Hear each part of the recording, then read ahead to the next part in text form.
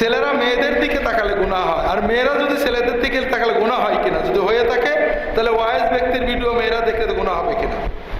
জি, এটা নিয়ে ফুকাহারা অনেক লিখেছেন যে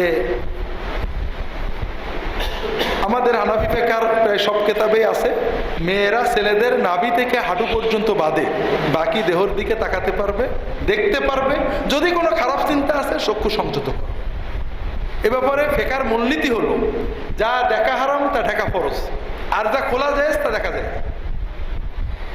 যদি কোনো জায়েজ জিনিস দেখে কারোর খারাপ চিন্তা হয় তাহলে তিনি চক্ষু সংযত করবেন।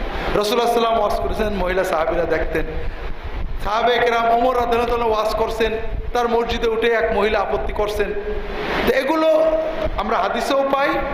এই জন্য মেয়েদের ঢাকা ফরজ, কাজেই মেয়েদের কিছু দেখলে এটা হারাম হবে না, জায়েজ হবে।